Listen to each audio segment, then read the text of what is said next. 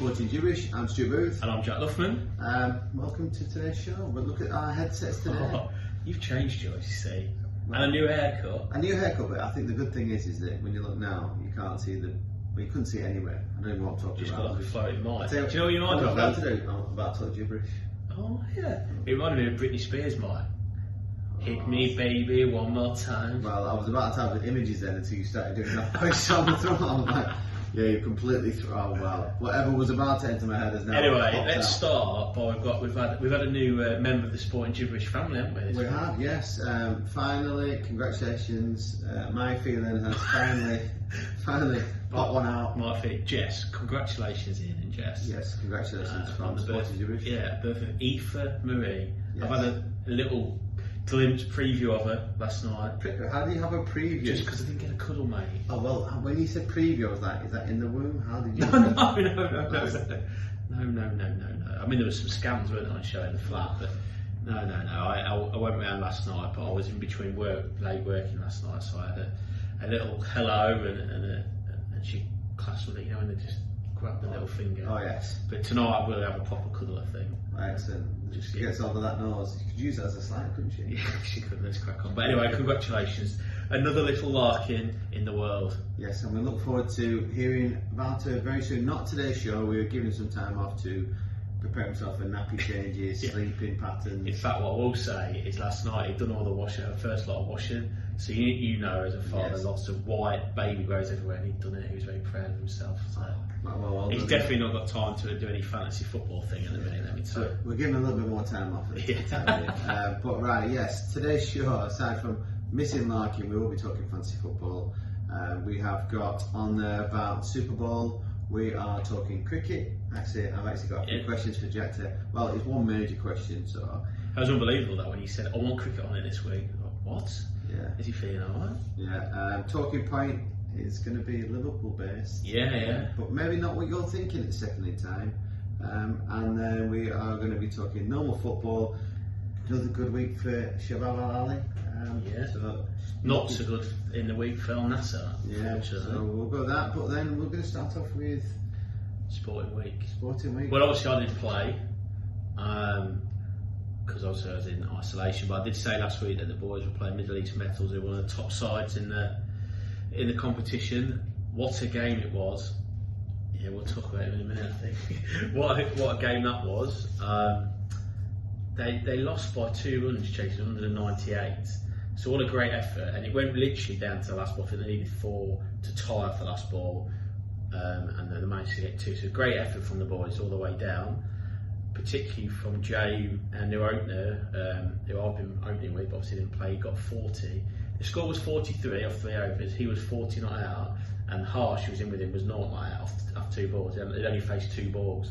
Wow. So does that mean you're dropping down the order then? No, absolutely not. So, well, I don't know actually, Captain. We've got a 2-week break, so full and DSL. But yeah, so it sounds close, yeah? Now, what do I always say to the boys at school in the career club? What is the most important Catches win matches. 100%. And guess how many catches the Exiles dropped? 8. Yes. It's almost like I watched it. He was on that quiz actually, I remember now. Remember these other quiz, yeah, they dropped 8 catches, of which I found out afterwards 4 in the first 2 overs. Oh, that's bad news. So, and let's just get this right, your new coach, Clint has actually been working on fielding, especially. Yeah. So Clint, what on earth is going on with your drills?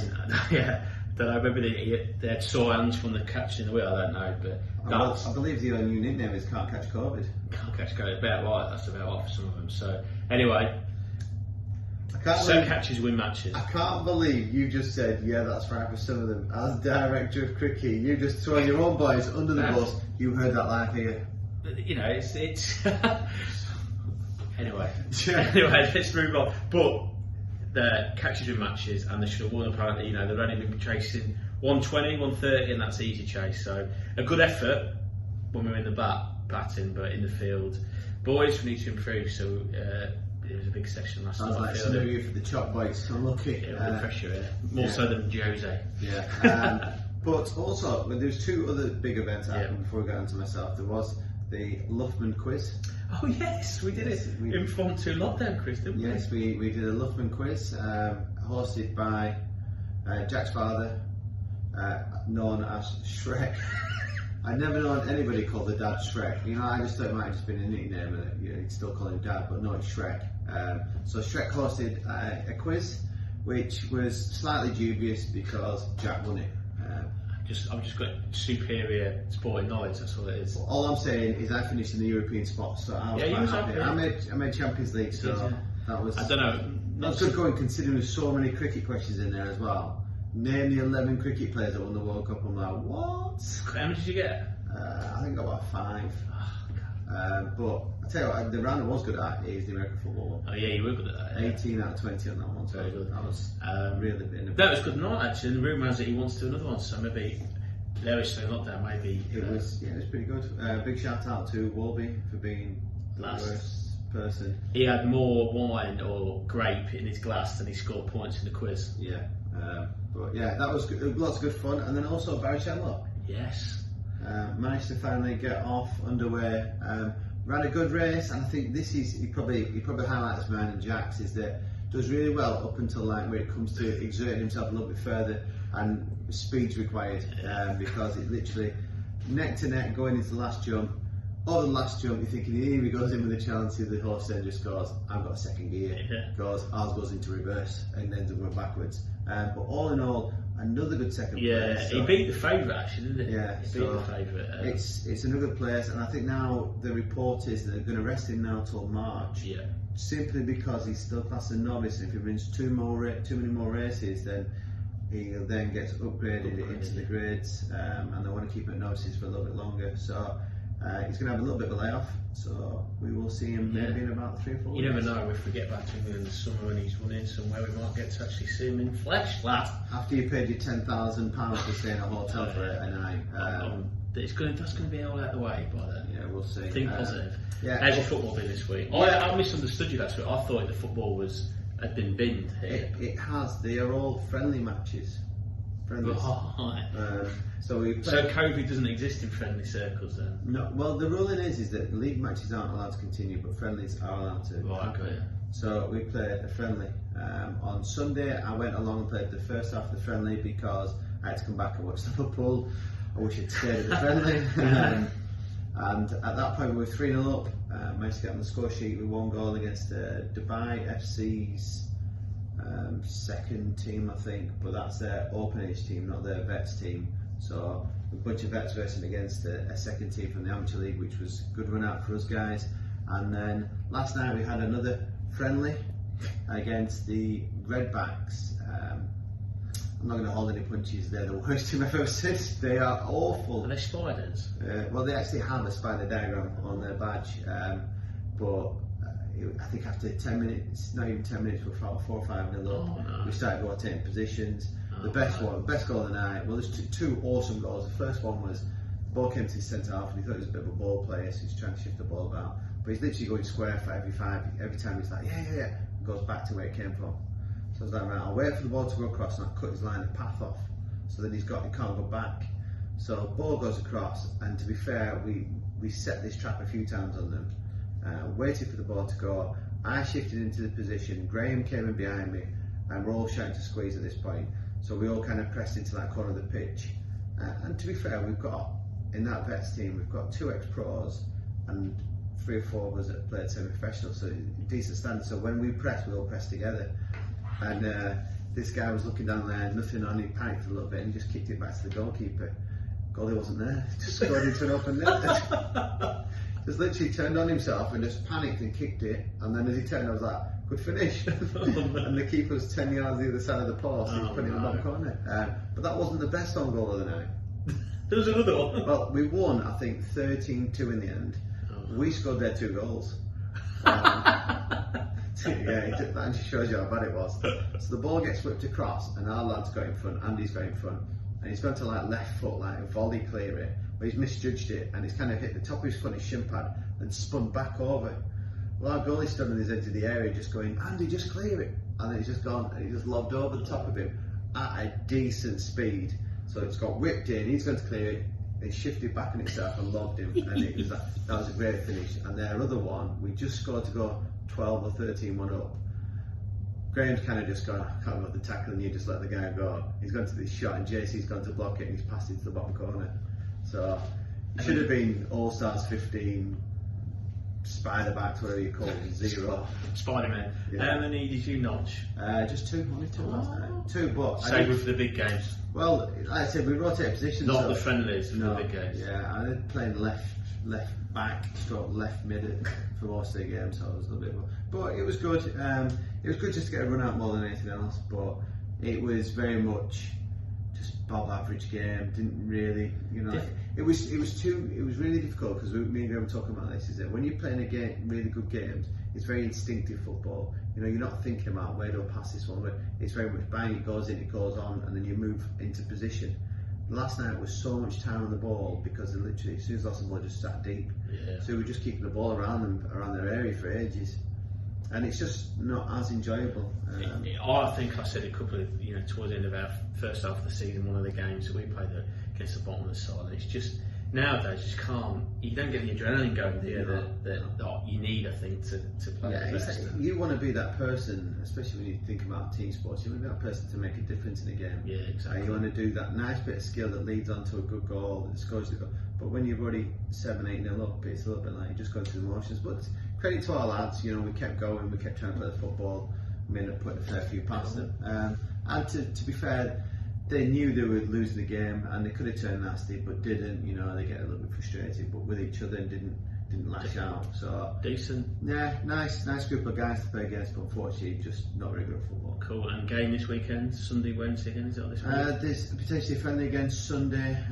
No time's come out yet, so hopefully up at 7 Sunday night. But we're actually on a half-term break now, aren't we? Yeah, well, I can't wait for that. Yeah, so we're on playing Saturday morning. We've entered another competition in Ajman that I probably won't usually play in, but obviously we've got a 2-week break and we're not playing last week, so I'm going to go and captain a side in Ajman on Saturday morning. So I've never played there either. By all accounts, it's a good ground, so I'm quite looking forward to that. See what it is. Right, hit me. Talking of cricket, hit me, Stu. Right, I'm excited. I'm really excited about it. I'm excited about it. What I was doing was, obviously, Jack non-stop to cricket just peppers me in the head. So I decided to have a little look at what was going with England. Yeah. So obviously, India have come out and they got batting, scored 200 and something. Was it 200, 300 something? Yeah. All out. England come out 500 and something return. Yeah, England back first and then India. Yeah. Oh yeah. So England 500 something, India 300 something. Yep. England come back out for their second innings, and then bat for just short 50 overs and score 140. 670, something like that. So not a great score. No. My question to you is, why did they bat for 50 overs with such a slow pace? Why did they not just come out like a T20 and just go hell for leather and just go smash it? Because at one point the run rate was so slow, they just eating up time. And imagine if that had gone a little bit longer, and there was the worry that India could come in on the 5th day and bat the day out. So you're putting yourself under unnecessary pressure, and then to score such a low total of 50 overs, why not just go, let's play it like a T20, let's go out there, swing away, and worst case scenario is you're going to go 100 plus anyway as a T20 score. Yeah. I just didn't understand it. Well, you weren't the only one. I don't know if you looked, you probably wouldn't associate a lot of superstars of the game watching on from afar. Michael Vaughan, Shane Warne all saying the same. I do 2-part answer. One, from my point of view, I kind of agreed with you to a certain degree, because they came out and looked to be positive. They did the right thing in not enforcing the follow-on, because they could have made India bat again. But on those type of wickets, you don't want to be batting 4th, or whatever total you check, you don't want to be batting 4th. So they did the right thing. And they came out, particularly when Joe Root got to the wicket, came out and was very positive. And then there was a period of play where it just didn't seem to go anywhere. And that's when the run rate slowed down. Like at one point, Don Bess is kicking the ball away, and I think that's when people around the world were, what are they doing? Everybody was expecting them to have a little bit of a dart at India at the end of the 4th day. And yeah, the danger there is right what you said, that actually, what if India were 9 down with 20 minutes to go, and they survived the 20 minutes? They could have done with a half an hour before. So you weren't far off the mark in that kind of opinion or thought process. Joe Root explained after the game that basically they wanted a 400 lead, and then it took them a bit. They lost a few too many wickets getting there, and so they just sort of consolidated. But were confident that they would bowl them out on the last day, and as it worked out, it panned out a lot. But it could have gone backfired. 400, I think the other side of the coin, why did they want 400? Because nobody chases 400, etc. Well, there's been some freakish chases in recent times. Stokes at Headingley in 2019, India and Australia just after Christmas chased a lot. Only that day, West Indies had chased 300 or something fourth innings to beat Bangladesh. So, wrongly in my opinion, I think that they were sort of a little bit intimidated by that and the Kohli effect, and also the fact that our spinners aren't brilliant. So I think they wanted 400, but were confident that they could do it in the day. And as it happened, they did it. And Jack Leach stepped up as a spinner second innings, but Anderson, the evergreen Jimmy Anderson, was a star man. Probably the best over I've seen bowled by an English person ever. Wow. But yeah, I just found it, I get that you want to, you don't want to leave, like, let's imagine if England had a disaster goal after 40. Yeah. You're giving like India a day and a half there batting. So I get that aspect, but you want to give them something to try and tempt them. Yeah, I think he said afterwards, and I said this, we talked to people on message as he was doing it, saying, look, they're definitely taking the third option out. They only wanted 2 results, a draw and an England win. And I think with Kohli in the side, I can kind of understand that a little bit. And like you say, if they'd actually gone out for 11 and got bowled out for not many, then they'd put themselves under pressure. But as it happened, it didn't work out like that. It was the right call, and we won. And it was a great performance, 1-0 up, and looking forward to the second Test match. Which starts Saturday, isn't it? No, it's Friday. So tomorrow as we record now, but today for those listeners. So be interested to see what team they pick, because there's already some enforced changes. Yes. So they've got the rotation policy. So the wicket keeper's gone. So home? Yeah, Butler's gone home. Yeah. Which you're not happy about. Well, I'm not so much against Butler and his wicket keeping ability, but it's more a case of you don't like the fact that he's in form. Yeah, and actually, I'll be honest with you, he's done well last year, but I think if he wasn't so good in the white ball game and I think a big influence in the dressing room, I think he would have been bombed a year ago. Because Folkes, who's going to come in and keep for him, is a better keeper. In fact, he's rated as the best bowlsman in the world, even though he's only played half a dozen Test matches or whatever. And he's he can bat. He's a different type of player. So we're not man for man in Test cricket. I don't think we're losing too much there, other than Josh Butler is in a real purple patch of his Test match career.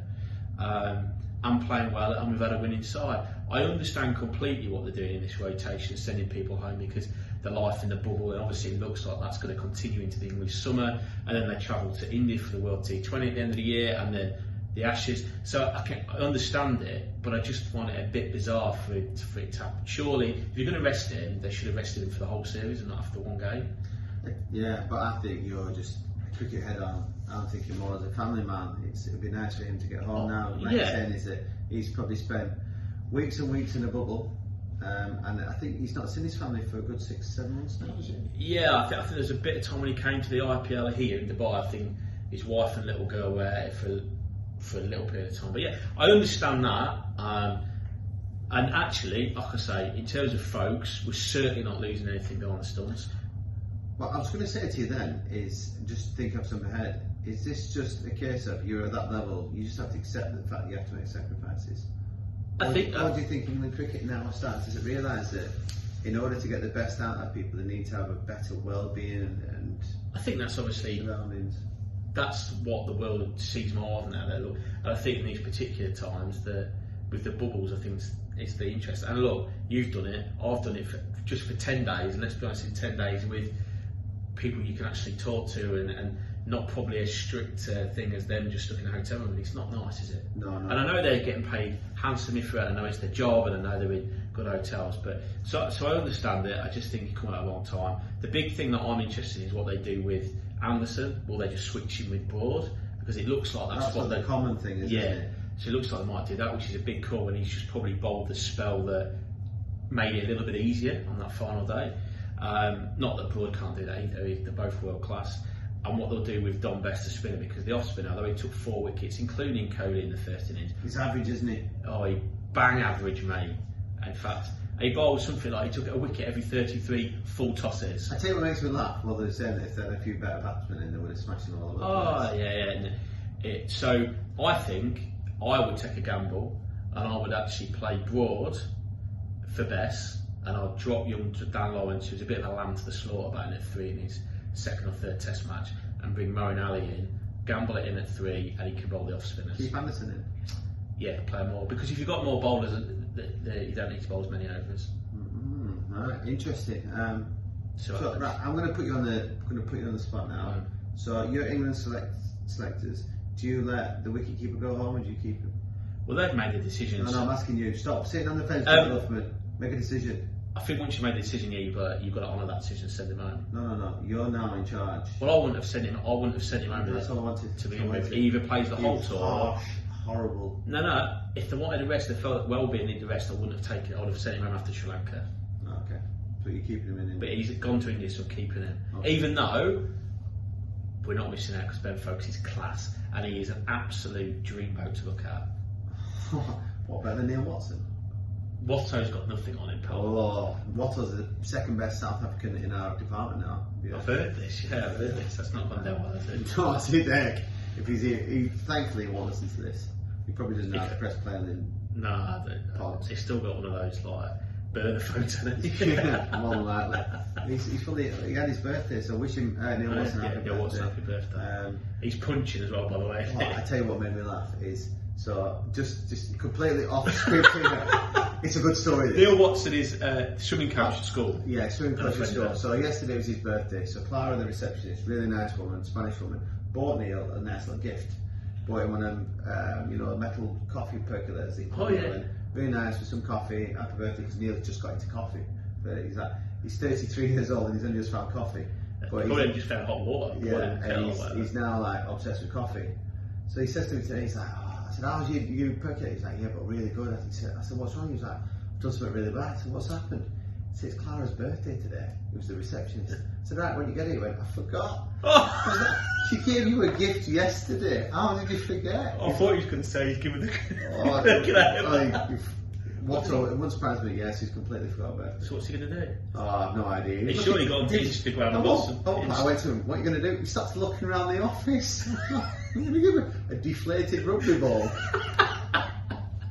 Oh dear, he should have got an Insta shot, surely. Got some flowers. I don't think he can bail himself out of this one. So, right. Anyway, digress. Off Watto and on to Arabian Gulf League. So last week we were halfway through the games. So Benny Yass had actually beat Fajera 2-1. Al Nasser had come back and won 2-1. Al Wadud held Sharjah 1-0. And then on the Friday, Al Jazeera took advantage, won 5-1. Al Wassel picked up a 2-1 win.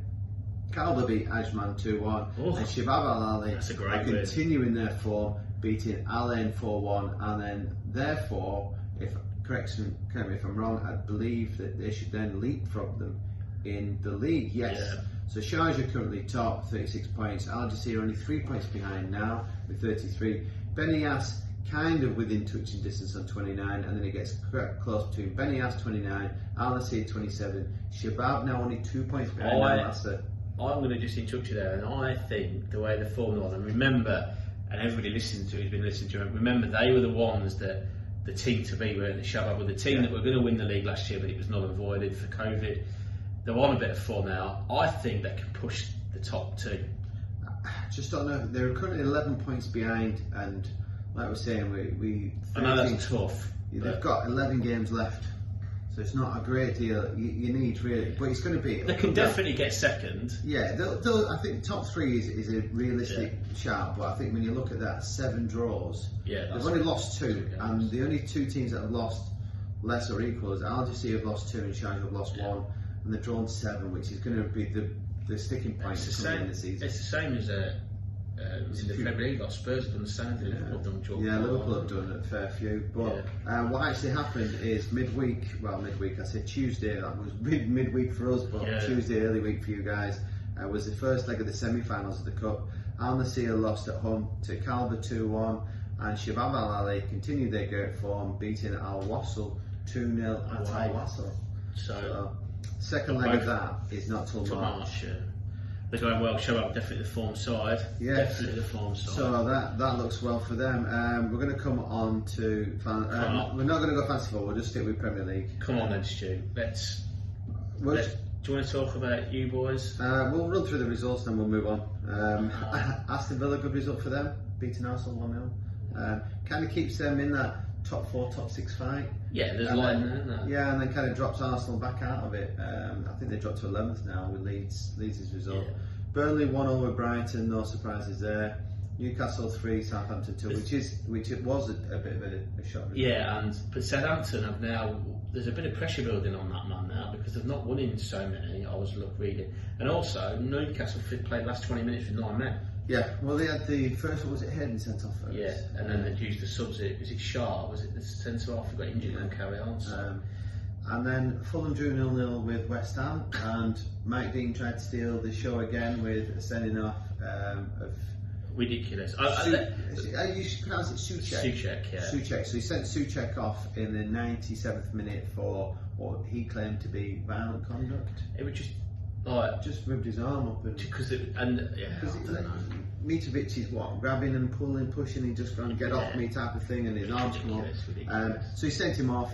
What I don't condone is what's happened afterwards. I am not a big fan of Mike Dean, but death threats is ridiculous. It's ridiculous. I think the thing is, that's ridiculous anyway. Football's not that important. We all love it. We all get hot under the collar, watching your team, or even not watching the team, hot under the collar, watching the referees this season. I was only texting my dad earlier this evening, actually, just saying the standard refereeing is appalling. Yeah. And so we all get on, if you love the game or love sport, I'm the same watching cricket, etc. But that's ridiculous. Yeah. It's absolutely ridiculous. Not needed, and hopefully they'll find who it was, prosecute, throw them in jail, and then people from that need to learn. It's just not acceptable. Man United throwing away 3 points there. Can't defend, can they? No. It's a simple, and that's the issue. I think we've said it before. It's the issue with the rest of them after Man City and that. Those rest of them chasing the top 4, top 6. None of them can defend. No. Man United, Leicester have their moments. They're probably the best, but they have their moments. Spurs certainly do. Liverpool obviously struggling defensively this year. That's the issue. Man United. If Manchester United, I was saying to some students at school today in a study school session, Harvey Baldwin actually was one of them. We're talking about the league. I said actually, because his mate in there was a Man United fan, and if actually Man United could defend, I think it would be a serious title contender, because I do think that in midfield and going forward they've got some good players, and Ollie, to his credit, shock you or you all to say, he's got something going moving forward, but they can't defend, can they? No. Aside from that, Spurs good win. You actually called it earlier in the day, well actually maybe the day before, that Harry Kane would be back. Yeah, I just and he was. And watched I think a press conference, just suspected it. Yeah, and then I think that just breathes life into Spurs. Massively. Just a different outfit when Harry Kane plays. But it's sad though, isn't it, that one player it does make such a big difference. Yeah. It's not like, it's because we've suddenly got a finisher in, or because we've got a centre midfield player who's going to work hard. It makes such a big difference that, honestly, I think it's still quite worrying that it's that big of an effect, because, if we don't win any silverware, he won't be there next year. Well, you've got all the big guns that'll be sniffing around, won't you? And then what happened? Well, you got even if you just don't even think about the Premiership, where you potentially have Man City and Liverpool sniffing after him, you've got the big guns like PSG would potentially look at that, and you've got Real Madrid and Barcelona rebuilding. And you've got a ready-made scorer there. And if Paris Saint-Germain obviously links with Poch, he wouldn't have to leave London. No. He could travel on the Eurostar, and so he wouldn't have to uproot his family and all that, because he's obviously got a young family, and I think they're quite homely. Obviously his wife is his childhood sweetheart, so it's great to have him back, and we know how good he is, but from a Spurs, it's worrying that we're still so reliant on him, I think, to a degree. Yeah, Wolves 0, Leicester 0, just a bit of a non-event there, so I'd say more points dropped for Leicester than Wolves.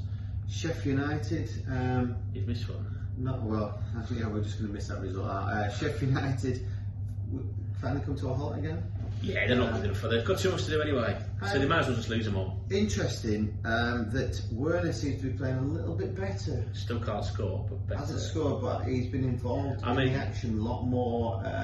Did he get brought down for the penalty? Yes. Yeah, so good. I actually took a gamble under the new manager and put him back in fantasy football. Did you? Just because I thought that fellow German might help him out, that link. Definitely playing him. And I think that he's playing him more, so there's that opportunity. And Leeds snuck back into the top 10 as Matt was soon quick to point out. Did you notice on our group that we've got, he put that, he's only done that because he wants to mention on the podcast. Well, we're not, don't mention him now. His enemies, he's done it. Leeds have won 2-0. Jade's alright. Yeah, I don't even know that. So Leeds won against Crystal Palace 2-0, which nearly cost me my position on the old cup. Yeah. But the one result we've not talked about is Liverpool 1, Man City. It just thought. I mean, I'll be honest, Man City deserved it from my point of view. Just 4-1 flatter him a little bit, I think it does. But there's no doubt that they were well worth it for me. And the keeper just made 2 absolute howlers that people could talk about. I remember we're going to talk about this in a bit later. People could talk about, you know, why is Klopp to sign 2 centre halves not played. You can argue to and from Thiago, should he play? But you can't legislate for one of the world's best goalkeepers doing that twice. Well, he did it 3 times in the space of 2 minutes. Yeah, well, I think from a Liverpool fan watching that game, like I said, I went and played football first, got back, and we were 10 minutes into the game. Sat and watched the rest of the first half, and I thought we were playing relatively alright in the first half. And I think the biggest issue, and Liverpool fans correct me if I'm wrong, but we seem to go from back to their third very quickly, and then stop, and then tried to build our way around. But City defended well and didn't really leave any gaps anywhere. But I just wanted us to maybe, when we hit that final third, quickly just keep pushing through. Whether we take a few gamble passes and loose passes that eventually get through might happen. But like I said, is they got the penalty. It was a penalty. Yeah, there's no argument. There's no arguments with the fact that Fabinho has gone to go and kind of left his other leg out, and Sterling hasn't gone over that. He's not gone for the leg. He's just run into it and fallen over. So there's no arguments with the penalty. Shocking penalty. Which you don't often say from a German. No. But City have missed their last 3 penalties against Liverpool. Did you say they reckon that the goalkeeper could be next door? Pep's saying that the goalkeeper is a real possibility to become the penalty. Wow. And then second half, again, we didn't seem to be too bad, but I think who looked dangerous from all night was Sterling. I hate him. But he just looked like that person that was going to just jink in and out. He looked like back to where he was like 18 months ago. Yeah, and it was him that set the goal up. He goes in a jink, plays it into Foden. Foden hits a shot, great save by Radisson. Good Young follows in, gets the goal. Then Liverpool start to be a little bit more direct. Move the ball forward quickly, get into there. What happens? Move the ball forward. Salah gets in between Diaz and Stones. Not a penalty for me. I think it's a penalty. I think if that went against me, I'd be throwing things at the TV. I think it's a penalty. Salah makes a meal of it. 100% makes a meal of it. It's not the first grab. It's the second one. I think it's a penalty. It's soft. It's a penalty nowadays for me. Well, I suppose nowadays it is. But and I think me as a defender, when you sound like my old man, sound like Shrek. How is that a penalty? It's a penalty. It was one of them that when you run, your arms come across each other, and you both grab each other, and it's just literally a little. It is a penalty nowadays, but I would be mad as a wasp. If it went against me, I'd be so upset. Mad as a wasp. I'd be so upset. I'd be crying. But yeah, I thought it was very soft. Anyway, he's dispatched the penalty. It was a great penalty. Stick will do that, doesn't it? Loftus has gone. Anyway, I'll just keep talking.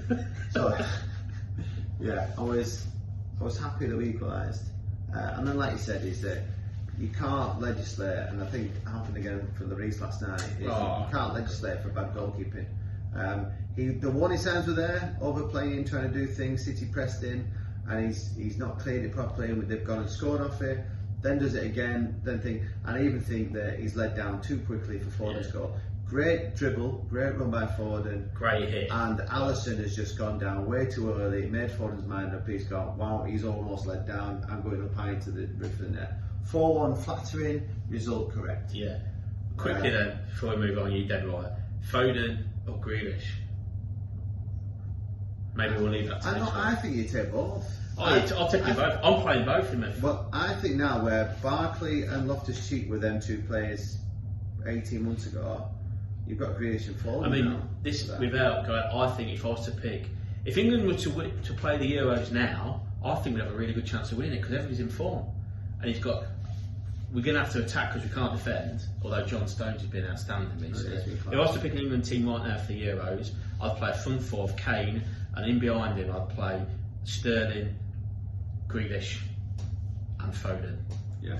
And I'd actually play Henderson in my engine room with maybe a Mason Mount and Madison a bit deeper for a bit of creativity. I wouldn't play, because it's all right playing that front four, but if you're going to play Henderson and Declan Rice, then the ball ain't going to get there to him, is it? Yeah. So, anyway, we digress. FA Cup, you weren't in it. Well, yeah, a couple of good results last night. So Everton beat Spurs in extra time. Sounds like it was an all-action game, which is surprising for Spurs. Yeah, I must admit, I didn't watch it. I went to bed, but I watched the highlights this morning and read the reports. Yeah, it sounded like a hell of a game. Probably Spurs, they're saying unlucky. With a better team, I think. But I think from what I spoke to somebody this morning, they were saying to me that you could have been 3 or 4 up. Yeah, that's right. Didn't even got going. But the problem is, and you touched on it a little bit ago, and I've been thinking this for a while. And Spurs fans, you might disagree with me, agree with me. It's strange to say, Lloris needs to go. He made 2 mistakes last night, if not 3. He made a mistake against Liverpool. He's making almost a mistake a game, and it's costing us. Which again, I suppose, is a bit of luck on his part, to a degree, you know. But we've got a perfectly good, I've said it before on this show, perfectly good replacement in Joe Hart. I actually think I'd give a go at winning this side, because also, if we can get to some forms of game time, I think he's somebody that could still do England a job too. Yeah. It seems strange. Spurs are definitely struggling defensively. I don't think that Lloris is a great organiser. It seems strange to say from a World Cup winning captain. I think that's why Mourinho likes to try and play Dyer. And up until the last couple of weeks, he's had a decent enough season, to be fair, because he's an organiser. One thing Joe Hart is very good at, he's vocal and organised, and I just think Lloris at the minute is just too easy to beat. Love Joe Hart. I tell you, just before normal teams went through. I said today, I was just saying to one of the students, I was like, wonder what the odds are of Sheffield United to win the FA Cup and get relegated. Well, like Wigan did. Wigan did it. And it just seems that Sheffield United are creeping ever closer to Wembley. They've managed to avoid all the big teams so far. 1-0 against Bristol City, came through a penalty in Bristol City, getting a player sent off. But tell you what, you heard it here first. Sheffield United, maybe it's one of them seasons where that type of thing could happen. Absolutely right. And then in a one-off game, there's no reason that Sheffield United done it in the past where they can compete with teams. Yeah. And I think there's a couple of games that Chelsea have got to play. Yeah, the draw's Thursday night. But there's 2 games left. Man City have got to play. No, Man City beat Swansea last night, didn't they? Swansea, and then I think there's 2 more games left. And the draw tonight. But draw. You can't bet against Man City, can you again? Not really, but you've got some big guns in there. You've got City, United, Chelsea. It could be for Sheffield United. They'd be thinking we can avoid them 3, and they pair up against each other.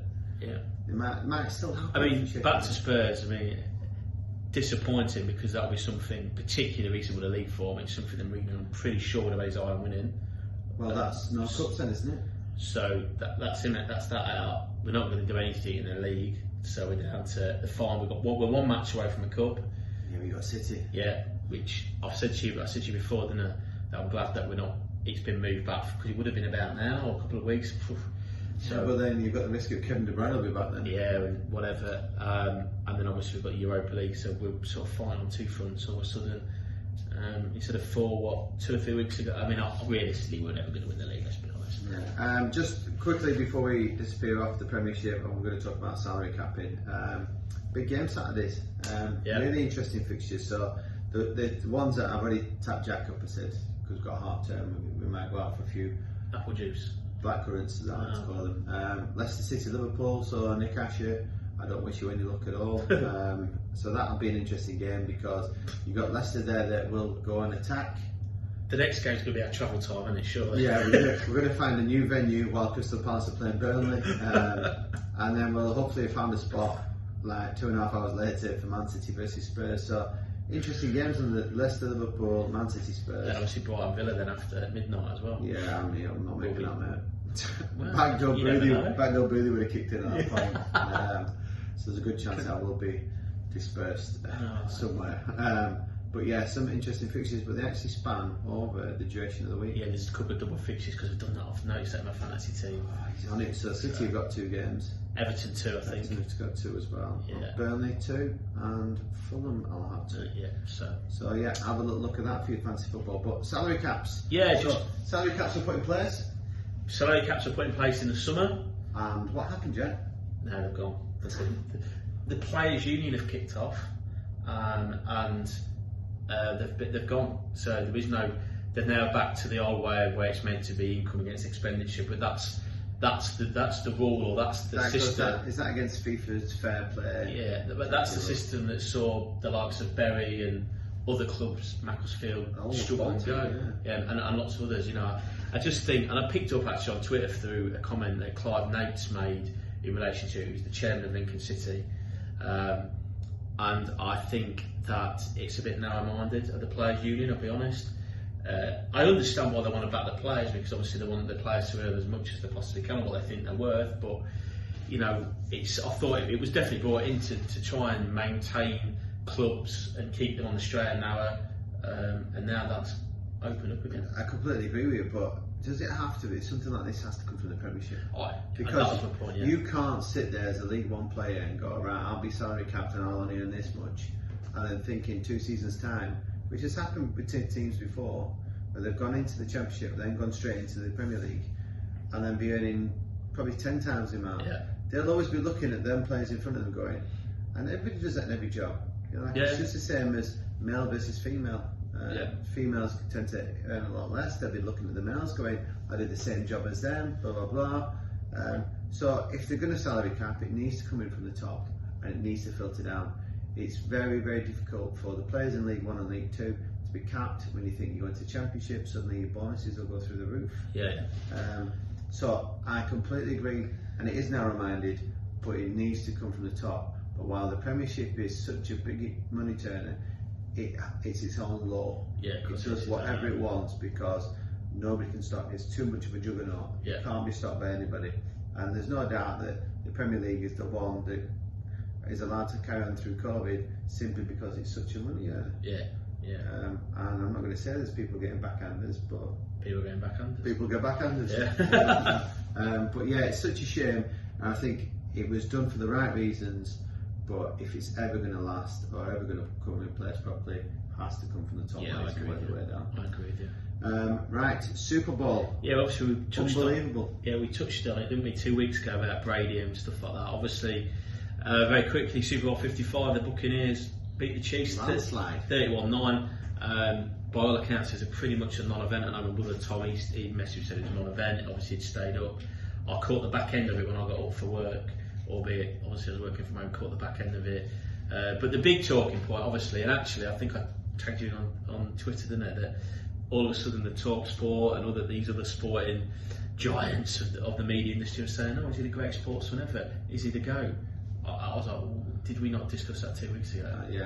I did see you tag us in saying nice that they're stealing content.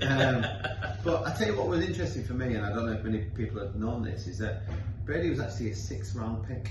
Yes. So for all these budding sports people out there that think the superstars that go in the 1st round or getting selected from to play for a Premier League club or whatever your sport is and picking up a major county at cricket, is it doesn't mean you're there. No. And at the same time, flip that around. If you get knocked back, it doesn't mean it's over. Brady's 6th round pick, so he was on the verge of not being selected, and now is considered the best quarterback ever to play. We've got it as a note, as a stat, because I didn't want to forget it. That was his 7th Super Bowl ring, so he now has won more Super Bowls than any franchise. Team, any team on its own. So I think 6. I can't remember who it was, but the next best was 6. So Tom Brady, a 6th round pick, has now won more Super Bowls, not on his own, but has more Super Bowl rings than any of the other big American football franchises. That says a lot. He's still not the greatest sportsman of all time, but it has to be mentioned in there. Oh, we haven't shared out. I think greatest ever American footballer. Without question. Probably the greatest ever American sports person. Up there with Serena Williams. Mia Hamm. Tiger Woods. Mia Hamm, do you not remember Mia Hamm? No. Oh, you have a look later. Should be the greatest Oh, greatest sports person you've ever seen. I'll talk about achievements. I think it looks alright. Oh, Sorry, yeah. no, Mia. I remember. No, I'm not going to. Yeah, I'm going to tell you the story.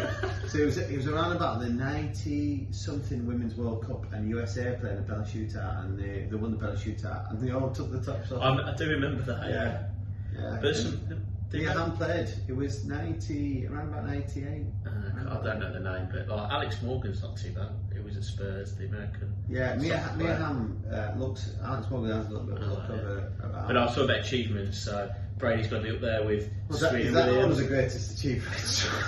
Well, let's move on. It's a family show, Stuart. Sorry. Right, okay. So today's Jack's rant, or It's Stu's rant. It's about. It's going to go back to Liverpool. Liverpool's poor form, consideration of why they're not doing well, people blaming the fact they've got no centre backs. I'd like to throw the question out there: is it fan based? To the point where I was sat there discussing this with a few people, is the impact of the fans can make. So I'm going to say Liverpool's poor season, partly down to the injuries they've had, but I'm going to say mainly down to the fact that Anfield is empty. Now, usually I admire you, Stu, for not having red tinted. You say it often on the show, I'm taking my red tinted glasses off, or I'm not having them got them on. Come on. Every side's suffering from that. We said that in the show, every side is suffering. Look at the amount of away victories. Every side is suffering with not having their fans, home fans in particular. I take the point that, and I think Jim Beglin on being commentary, they mentioned about Sterling's performance, he questioned whether he would perform like that with a full house of Liverpool fans, because clearly since he's been back there's animosity, and he's actually not played very well when he's returned to Anfield. Yeah. To take the point, but it's happened to everybody. I don't think there's any. I just think that, and I know that one or two people on Twitter were talking about as Klopp lost his marbles and mind games. Look, as I said in reply to Henry on that, Ferguson's done it, Mourinho's done it, Wenger's done it. He's trying to protect his team, and it sounds like excuses. They probably are. Does he really mean it? Of course he doesn't. He's just trying to protect his team. I just think at the minute they're just not playing very well. They've played high intensity football for three years like this team, and I just think they're feeling it a little bit. And what I would say is I do think he should have been a bit more proactive in the transfer market. I know you'll say it's not really Liverpool's thing to buy ready-made people, but I think that he should have been a bit more active in the summer in the transfer market. So going back to what you were saying then, is it's obviously impacted a lot of people. Liverpool's record was 64 wins, not lost a game at Anfield, 64 games. Okay, so that was when Anfield was packed up and everybody's there and thereafter. Do you think Brighton would go to Anfield and maybe play out from the back with Liverpool pressing and the Anfield roar behind them and that type of atmosphere? No, would they? They wouldn't have been that brave. But because there's no crowd there, there's no amount of braveness. City do well, but City don't have fans. So there's no changing things there for them. But my genuine point of view is that, and you would have done this, and I've been fortunate to play in front of, I think, 3 large crowds. I think I played in front of 2,000, 2,500, and the biggest one was 5,000. And the atmosphere that creates on the pitch. All right, when the game starts, I kind of drown that out because I'm focused on what's going on. But when you have that break in play and you realise what's going on around you and the singing's there and people are chanting and cheer for you, we're all sportsmen, we all love to show off. You run that little bit harder, you run that little bit faster, you try something you might not normally do. You are aiming to, and we're all the same, we're aiming to prove that we're better than everybody else. And I think that impact has lost Liverpool this season, is that little bit extra drive, that little bit of extra hunger. Liverpool would have got through games and pulled them back, and so many last minute goals come from Liverpool, like they say, the crowd sucking the ball into the goal. That's not there now, and I think that is a major factor in Liverpool's ability to maintain that high intensity for 90 minutes. Yes, you are correct that they have done that. They've had a break, they've not, it's not like that, but the same as everybody else. But I just think that the missing factor and the X factor of Liverpool, injuries to a degree, but that ability to perform when time comes, and having that 12th man, as they say, and when I say 12th man, it's Delia Smith on the where are you? Let's be having it. Let's be having it. But I generally think that has a major impact. And when you have a team that plays high intensity football like Liverpool, where they run that to breaking point, is that drives you on. And you would have done it yourself. You turn up to play. Suddenly there's a big crowd there. You're like, right, this is my time to shine. I'm gonna put a showcase in. You never did that. Yeah. Well, whether you did or didn't, you know, like, you would have got that little bit of extra energy from it, and you would have had that. And there's no surprise that when teams make it to Wembley pitch isn't much bigger than a standard pitch, is that players run around a lot more because they're excited about the atmosphere, the occasion, and they'll pull with cramps. Yeah. But it's not because the body's not used to it, it's because they run that little bit extra. And I'm saying that Anfield X factor is missing, and Liverpool missing that factor. Okay. That's all I'm going to say. Okay. That's all I'm going to say about the matter. Very good. Very good. So guys, if you agree or disagree, let us know. I mean, it's the same for everybody, but anyway, let's move on to Fantasy Football League. You're a disgrace. Right, Fantasy Football winner this week was? Mr. Pascoe, 91 points, Tom Pascoe. I don't know, Wales, the Welsh wizard. What was it, Wales, Golf Madrid? Yeah. I don't know who you're talking about. Yeah. We'll keep it, and hopefully you'll get to come back and visit at some point. Yes, we look forward to it. But also interesting news was the cup draw, the second round of the cup draw was there. Thankfully I scraped through by 5 points, I think, at the end. I was a pretty similar thing. I was beating Darryl quite handsomely after the first leg, and then just managed to get through above him. So that we're going to put a link to that, are we? So we'll put it on our social media. I'll link you directly to the bracket page. You'll see there, and if you hover over it, you can actually see both leg scores. Doesn't show you total, but I'm sure with your mathematical genius brains, you can work that out yourself. And it also 2 ties, haven't we? Oh well, we did have 2 equal ties. One went down to, we went through to the captains, which was, I can't even say the name. I know who it is. It's Paul Davis versus. See again, both names I can't repeat on here.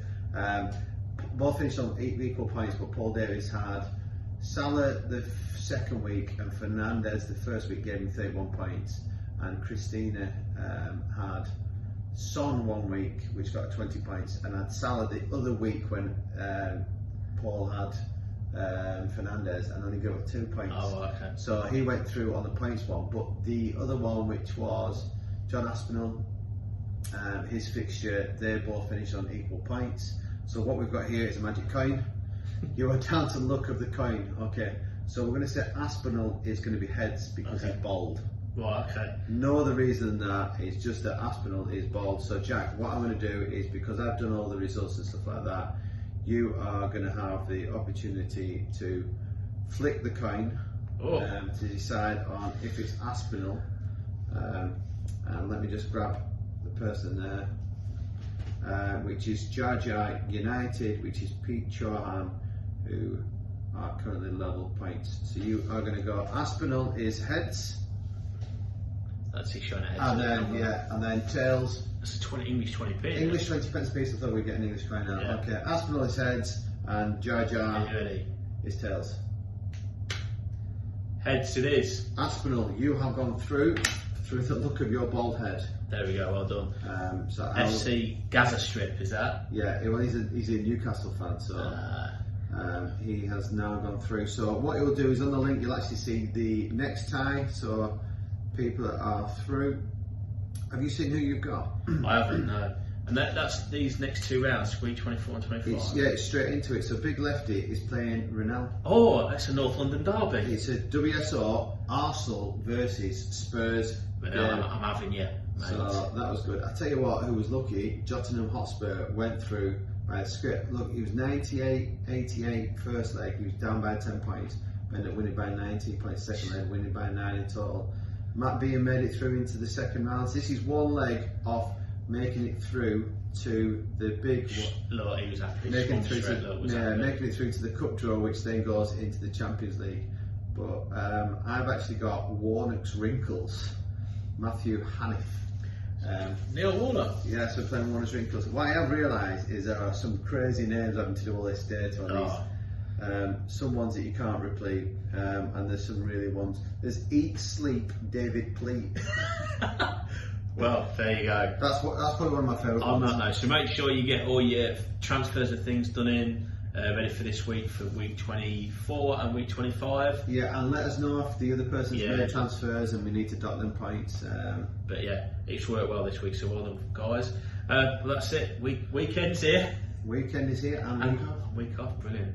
Well, what we're going to do? What we're going to do next week, because this time next week will be your birthday Eve. Birthday Eve. Birthday. Well, it depends when we record, doesn't it? Yeah, When we if record. there's, yeah. Yeah. So birthday Eve this time next week. Big Jackie boy is turning 50. 40. Oh, 40. sorry. Come on, 50. shit. But 40. I might look 50, but 40. 40. In fact, actually, people couldn't believe how old I was today when I was talking. Was that you said you were nearly 40? Yes, It it was was. shocked. I didn't think you were 30. Unbelievable. So, at the end of the day, do you know what I turned around to them and said? What do you know? Indeed.